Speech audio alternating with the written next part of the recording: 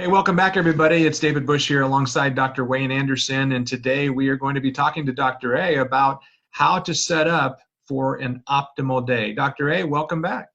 Great. Thanks, David, and great to be here today. Well, excited to get a chance to catch up with you. And, obviously we've been doing these Facebook Lives to bring more people into a place of just being focused on the positive opportunities that they have to create health and well-being in their life. Any words of wisdom you could share with the group today before we get started? Well, it's interesting. I saw a quote recently: the mind can be a dangerous place or an amazing gift. And I think that's never been more important. We talked a little bit about the other day, but there's really two worlds. We have two environments. We have our inner environment, right, which is all the things we're thinking and feeling and doing inside. And then we have our external environment. It's all the things that are happening around us. And for some reason, most people think that somehow they're going to manipulate the outside world and make it just the way they want it to be so they can live a perfect life. And I think right now, with this massive change and disruption of our life, people are saying, well, that isn't so.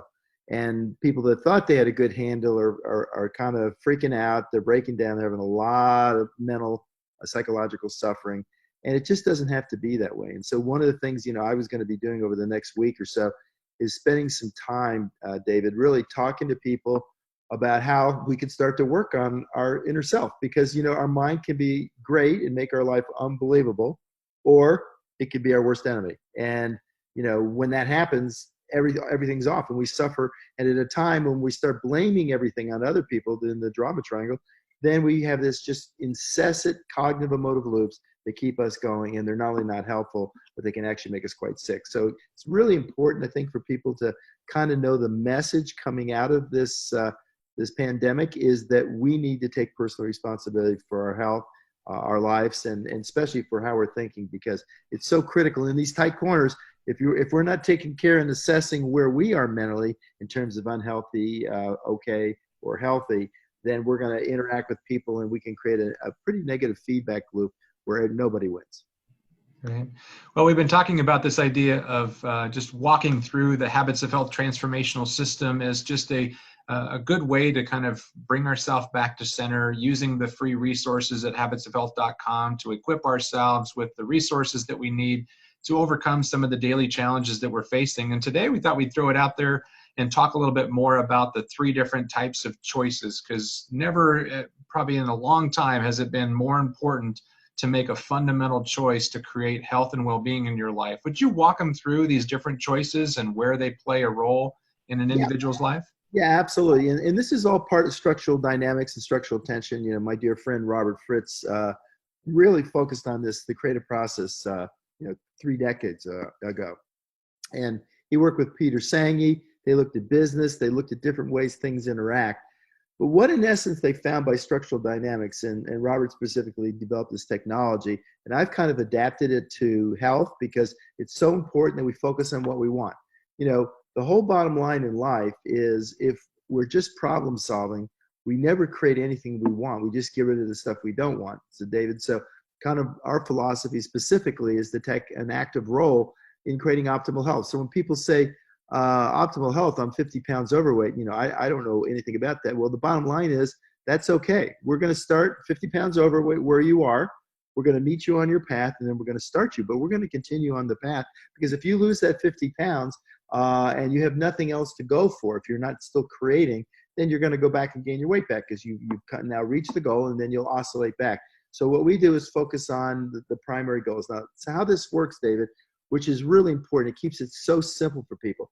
The fundamental choice is optimal health. And I ask people all the time this: if you could choose optimal health, would you make that choice? And most people kind of look at me and I say, no, I'm not asking you if you believe you can do it, but if you could make that choice, would you? And the answer is yes. It's a fundamental choice. It's the choices about our being. It's just like freedom. Freedom it's not until it's gone that we know how important it is. And so being free, having optimal health, these are fundamental choices we can make. But then how do we take care of it? We take care of it through the macro habits. So when I really looked at what it takes to have someone create optimal health and well-being, there's 6 major categories. And, we talk about each one of those categories. So I'm just going to pick one right now, like healthy weight management, right? So how do we do that? Well, there's multiple things that go in, what we put in our body, whether we're stimulating our insulin or not. Are we eating low glycemic food? Are we eating complex carbohydrates? Are we staying away from ultra processed food? There's a bunch of very simple questions we can ask to show, yes, we've made the commitment to eat healthy and to manage our weight. So with that, I'll just give an example. So secondary choices are the things that we do that support what we really want. So, one of the things that for the winter, when I go skiing, and especially if I go heli skiing, my endurance is really important because, I either ski with my girls who are, 19, 20 years old, or I basically ski with these guys that are incredible skiers and they're in their 30s. And so I know I need to get my cardiovascular endurance up. Well, how do I do that? I basically put every day my shoes out, right, when I'm up north, put them out in the fall, and then go down and get on the interactive treadmill and do that, and then work out, do all the things that are necessary. Now, do I want to go do that? No, but it supports something that's more important to me. So secondary choices you do, not because you want to do them, but because they support what's most important. So that's really important, David. And so we kind of take that down into all the secondary choices. So we use micro habits, which we talked about the other day, about being able to now do the little things over time to change everything and build those habits of consistency and automaticity, David. That's great. And I know that there's a lot of people that have been asking questions about, how to get better, proper sleep. And obviously there's a lot of things on people's minds. And so I thought it might be helpful just to kind of take this particular structural tension concept and these three choices and talk a little bit more about creating more optimal days with better sleep and model morning routines and twilight hour routines. Would you talk us through that? Yeah, and this is really a great time for because most people, obviously if you got 5 wild and crazy kids home from school and you're having to homeschool and your husband and all that other stuff going on, it may be more difficult to find as much time. So this becomes really important for you because what we need to do is we need to organize our days. So if we look at what optimal amount of sleep is at a time like this, or in general, anytime, it's around 8 hours is the sweet spot. So 7 to 8 hours. So if you can see in this, what we're in essence showing is that those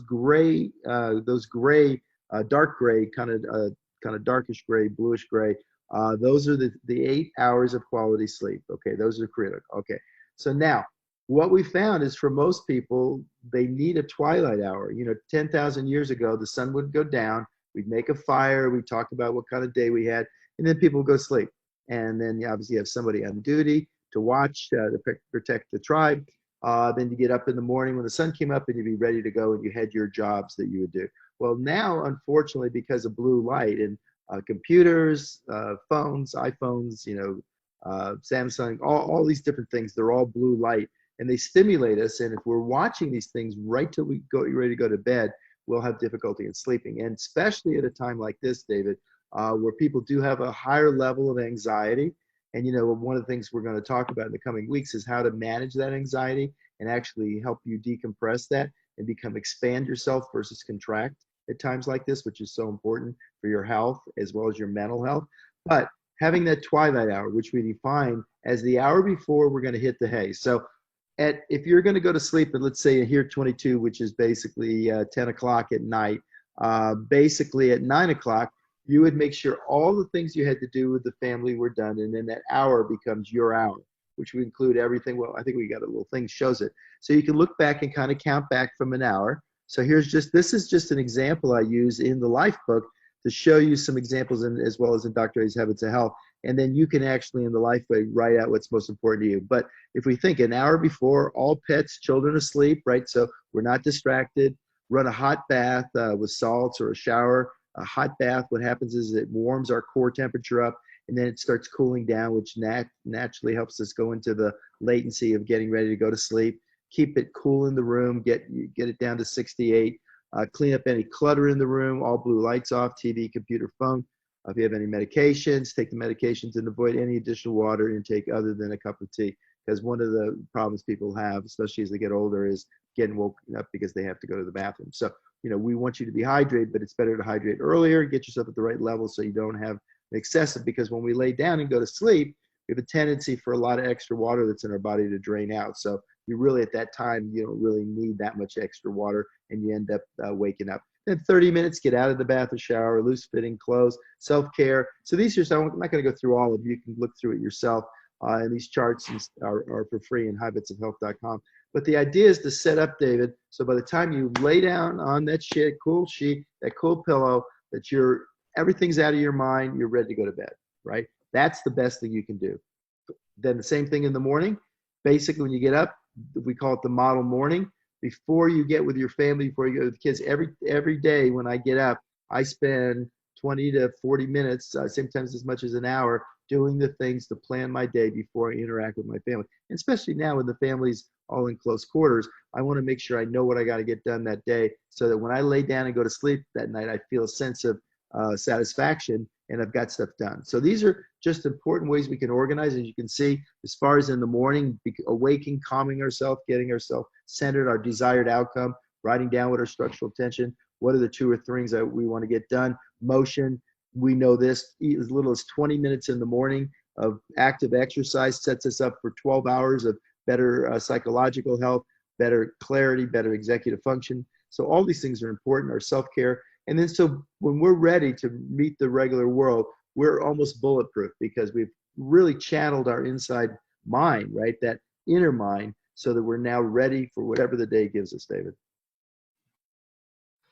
Well, yeah, Dr. A, in terms of the structure of the model morning and the structure of the twilight hour, great to plan, but sometimes things don't go according to plan. So obviously this is a great strategy to execute and to strive for. What would you tell a person that's maybe got the small kids that interrupt them, or maybe they've got a busy life, or they're one of the frontline workers that are essential to the survival of many people that are just really struggling with keeping a normal routine and schedule? So first of all, it's normal, right?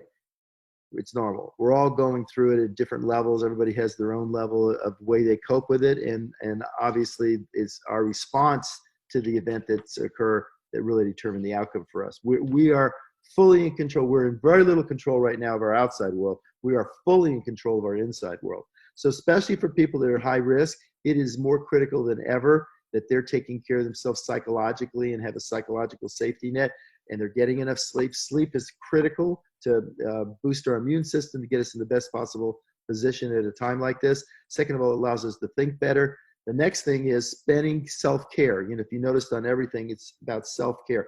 It's just like, and I use it because it's the best example, you know, when you first think about it, when they come on the radio, on the telecommunication and go the overhead and say, you know, first put your mask on you and then on your child. And at first you might think, whoa, you know, why would they tell me to do that? Because you might be passed out before you can actually take care of them. So the key thing here is to take care of themselves. The first responders, they need to have the psychological time off. They need to be able to decompress. They need to be able to talk about it, being supported. They need to be able to communicate and be thought of in an empathetic way. For those that are dealing with multiple kids, and obviously that's a tough job. So they need to make sure they're finding time. That's why I think the model morning and the twilight hour, David, are great, because you can always channel those around and move those out till they work with your schedule so that the kids are in bed. You can have that time for yourself. Really critical. Very good. Well, let's come together as a community and talk a little bit about what are the things that are working for you. Please post in the comments some things that you're using Stop, Challenge, and Choose to win on. Or if there's something that you're really finding victory with, the Habits of Health Transformational System, we'd love to see it in the comments. So please post your questions in there, post your victories, and let us know how you're using the Habits of Health Transformational System to transform your life. Dr. A, any final thoughts?